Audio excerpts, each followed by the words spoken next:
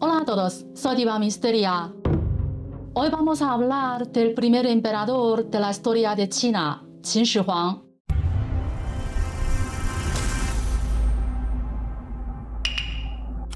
En Japón existe un manga muy popular llamado Kingdom, cuyo protagonista es precisamente Qin Shi Huang en su juventud.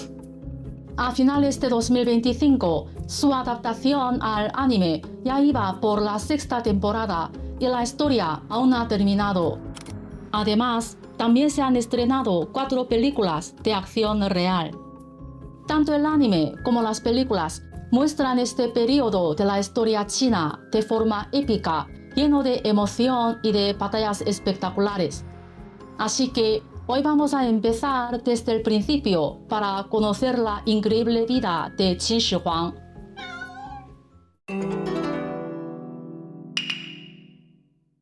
Qin Shi Huang fue la primera persona en la historia que logró unificar China. Antes de él, el territorio había pasado por más de 500 años de guerras y división, un periodo conocido como primavera y otoño y los reinos combatientes. En términos simples, era una época en la que numerosos estados estaban constantemente en guerra entre sí. Entre todos ellos había 7 potencias principales: Qin, Chu, Han, Zhao, Wei, Qi, Yan. En la historia se los conoce como los 7 reinos combatientes. Qin Shi Huang nació precisamente en medio de este mundo turbulento. Su nombre original era Yin Zheng. Nació en el año 259 a.C. y era príncipe del estado de Qin, pero curiosamente nació en el estado de Zhao. ¿Cómo es posible? Para entenderlo, primero hay que hablar de su padre, Yi Ren. Durante el periodo de los reinos combatientes existía una práctica diplomática bastante peculiar. Los estados intercambiaban príncipes como rehenes políticos para garantizar acuerdos y evitar traiciones. Yi Ren tenía más de 20 hermanos dentro de la familia real de Qin. Como no ocupaba una posición importante en la corte ni gozaba del favor del rey, fue enviado a Zhao como rehén. Lo irónico es que mientras Yi Ren vivía como rehén en Zhao, su propio padre seguía atacando militarmente ese mismo estado, sin preocuparse demasiado por la vida de su hijo. Por eso, los años de Yi Ren en Zhao fueron extremadamente difíciles. Sin embargo, la aparición de una persona cambió por completo su destino.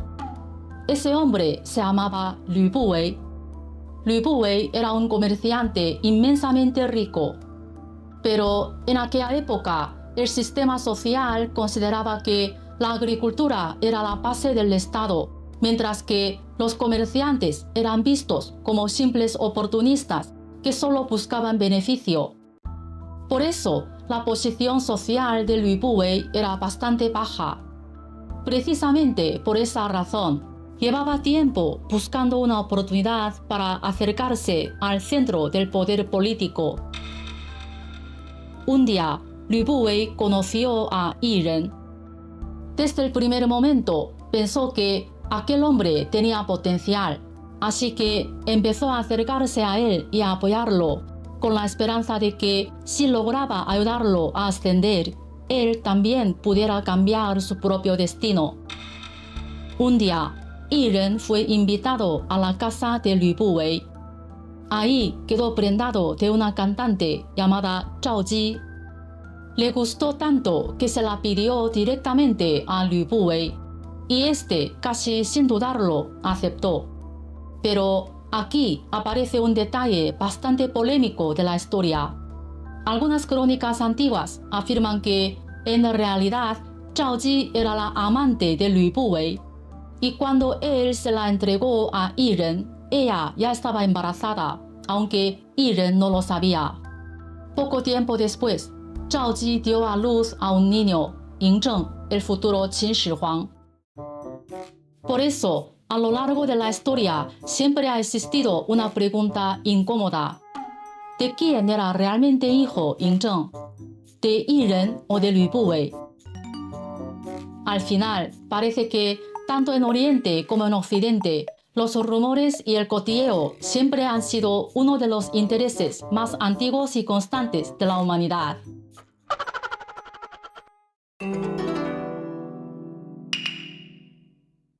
Poco después, Lü Buwei le dijo a Yi Ren que podía ayudarlo a regresar al estado de Qin e incluso darle la oportunidad de convertirse en heredero al trono. Al escucharlo, Yi Ren se emocionó enormemente, así que Lü Buwei empezó a poner en marcha su plan paso a paso. Primero, le entregó a Yi Ren una gran suma de dinero para que pudiera moverse en los círculos de la alta sociedad de Zhao, ampliar sus contactos y mejorar su posición social. Mientras tanto, Lü Buwei reunió una enorme fortuna y viajó a Qin para abrirse camino en la corte. Ahí logró contactar con una figura clave, la señora Huayang. Huayang era la esposa del príncipe heredero de Qin, es decir, la futura reina del estado. Sin embargo, tenía un problema: no tenía hijos. En una familia real, no tener descendencia significaba que la posición podía volverse inestable. Lü Buwei supo aprovechar esa debilidad. Le propuso a Huayang que adoptara a Yi Ren como hijo. Si algún día Yi Ren llegaba a convertirse en rey, su posición dentro de la corte quedaría asegurada. A Huayang la idea le pareció razonable y aceptó reunirse con Yi Ren. Yi Ren también supo aprovechar la oportunidad. Se mostró respetuoso, inteligente y muy convincente. Finalmente, Huayang decidió adoptarlo como hijo. Y así, el destino de Yi Ren cambió por completo. Cuando Ying Zheng tenía 3 años, Lü Buwei sobornó con una gran cantidad de dinero a los guardias de Zhao y logró ayudar a Yi Ren a escapar del país para regresar a Qin. Pero Yi Ren parecía haber heredado la frialdad de su propio padre. Regresó solo a Qin, dejando atrás en Zhao a Zhao Ji y al pequeño Ying Zheng, mientras ambos estados seguían en guerra. Así que el niño Ying Zheng tuvo que pasar años escondiéndose y huyendo junto a su madre para sobrevivir. Aquella vida duró 6 largos años. Es fácil imaginar la profunda huella que estas experiencias debieron dejar en él. Pero al mismo tiempo, aquellos años difíciles también moldearon su carácter. En la adversidad, aprendió a soportar, a esperar y a fortalecerse, desarrollando poco a poco una voluntad extraordinaria. Cuando Ying Zheng tenía 10 años, el rey de Qin falleció. Su padre, Yi Ren, subió entonces al trono y se convirtió en el nuevo rey. Por fin, Ying Zheng y su madre pudieron abandonar Zhao y regresar a Qin. Una vez en la capital, el nuevo rey nombró a Ying Zheng príncipe heredero y Lü Buwei fue designado canciller. Pero el destino volvió a cambiar muy pronto. Apenas 3 años después, Yi Ren murió a causa de una enfermedad. Así, con solo 13 años, Ying Zheng ascendió al trono y se convirtió en el nuevo rey de Qin.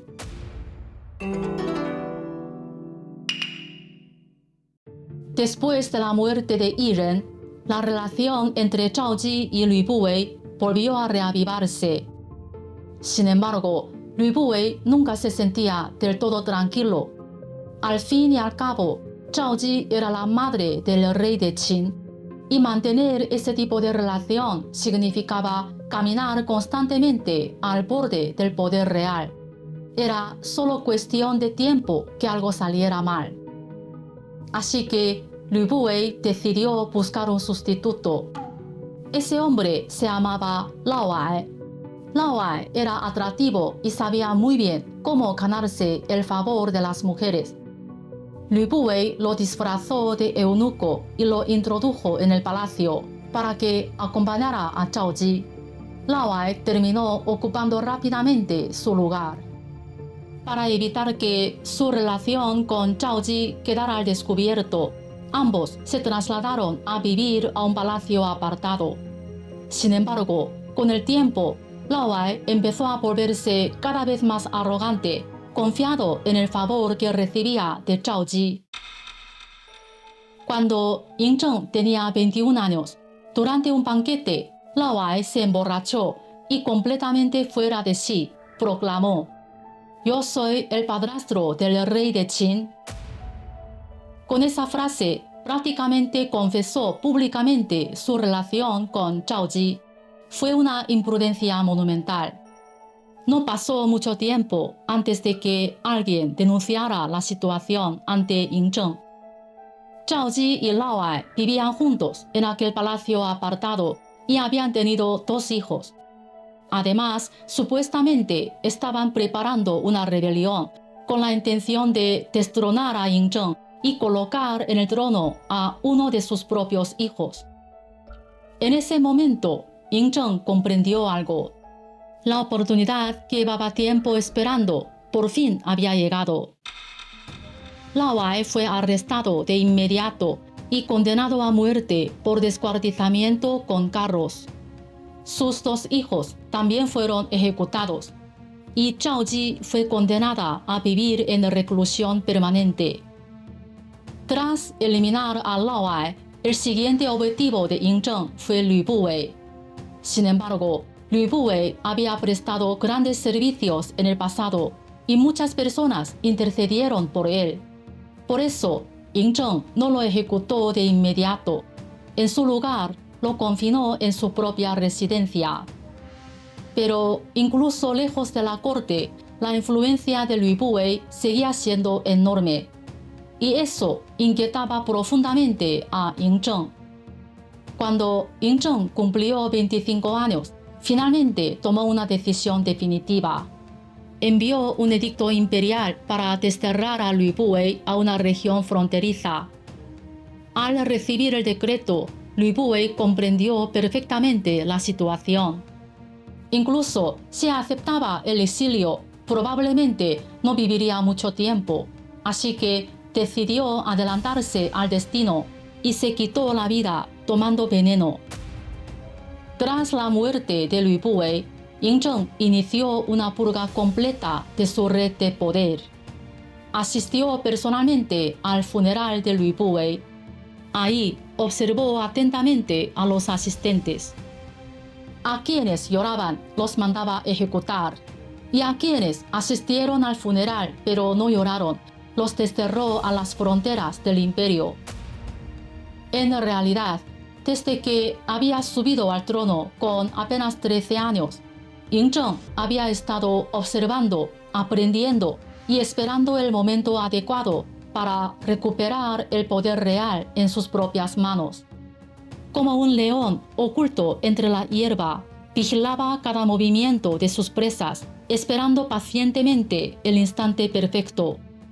Y cuando la oportunidad finalmente llegaba, atacaba con la velocidad de un relámpago, abalanzándose sobre su objetivo y clavando sus colmillos directamente en el cuello en un golpe mortal.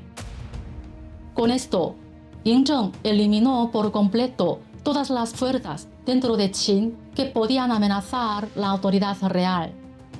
Y entonces dirigió su mirada hacia un objetivo mucho mayor: unificar toda China.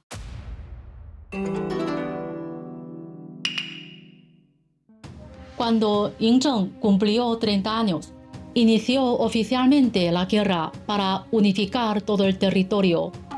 En el año 230 a.C., el estado de Qin conquistó Han. Al año siguiente cayó Zhao. En 225 a.C. desapareció Wei. En 223 a.C., Chu fue derrotado. En 222 a.C., Qin conquistó Yan. Y finalmente, en 221 a.C., Qi se rindió. Con esto, Los 7 grandes estados del periodo de los reinos combatientes desaparecieron uno tras otro. Yingzheng necesitó 10 años para derrotar a los 6 reinos rivales y lograr algo que nunca antes había ocurrido: la unificación de China bajo un solo poder. Por primera vez en la historia china apareció un imperio verdaderamente unificado. Después de esta victoria, Yingzheng decidió crear un título completamente nuevo para sí mismo. Hasta entonces, los gobernantes de los distintos estados eran llamados simplemente Wang, reyes. Pero Yingzheng consideró que ese título ya no era suficiente para reflejar su posición. Así que creó un nuevo título, Huangdi, el emperador. Desde entonces, durante más de 2000 años, el máximo gobernante de China sería conocido con ese mismo título. Sin embargo, apenas 10 años después de haber unificado los 6 reinos, Qin Shi Huang murió. Tenía 49 años. Durante su reinado, llevó a cabo una serie de reformas profundas que marcaron la historia china. La unificación de la escritura, la moneda y los pesos y medidas, la promoción del pensamiento legalista y la construcción de fortificaciones que más tarde darían origen a la Gran Muralla, entre muchas otras obras. Se puede decir que muchas de las bases institucionales de la historia china nacieron precisamente en su época. La vida de Qin Shi Huang también dejó muchos enigmas. Uno de ellos es que nunca nombró una emperatriz. En la antigua China, la emperatriz no era solo la esposa del emperador, también simbolizaba la estabilidad y el orden del Estado. Por eso, prácticamente todos los emperadores nombraban una. Sin embargo, Qin Shi Huang fue una excepción. Muchos historiadores creen que esto podría estar relacionado con su madre, Zhao Ji. La compleja vida privada de Zhao Ji dejó una profunda huella psicológica en el joven Yingzheng. Esa experiencia pudo haber provocado que mantuviera una gran desconfianza hacia el amor y el matrimonio durante toda su vida. Y así, hasta el día de su muerte, nunca nombró una emperatriz. Otro gran misterio es la muerte del propio Qin Shi Huang. Murió repentinamente durante uno de sus viajes de inspección por el imperio. La explicación más extendida sostiene que, debido al agotamiento y al consumo de elixires de inmortalidad que contenían grandes cantidades de mercurio, terminó muriendo envenenado. Sin embargo, algunos investigadores han propuesto otras hipótesis. En aquel momento, dentro de la corte existían 2 facciones enfrentadas. Una apoyaba al hijo mayor, Fusu, como sucesor. La otra respaldaba al 18º hijo del emperador, Huhai, que además era el favorito de Qin Shi Huang. Como Qin Shi Huang nunca había nombrado oficialmente a un príncipe heredero, la lucha entre ambas facciones se volvió cada vez más intensa. Según una versión bastante difundida, Huhai decidió adelantarse. Con la ayuda de eunucos de la corte, habría envenenado a Qin Shi Huang, falsificado el testamento imperial, obligado a Fusu a suicidarse y finalmente tomado el trono. Por supuesto, este episodio sigue siendo objeto de debate entre los historiadores. Lo que sí es seguro es que poco después de la muerte de Qin Shi Huang, el enorme imperio que había creado empezó a derrumbarse con una rapidez sorprendente. La vida de Qin Shi Huang estuvo llena de contradicciones. Hay quienes lo consideran un tirano y quienes lo ven como un gran reformador. Destruyó muchas cosas, pero también creó instituciones que marcarían el futuro durante siglos. Entonces, ¿qué fue realmente Qin Shi Huang? ¿Un tirano o un gobernante extraordinario? Tal vez la respuesta no sea lo más importante. porque se le admire o se le deteste, hay algo que no se puede negar. Qin Shi Huang y su imperio cambiaron para siempre la historia de China.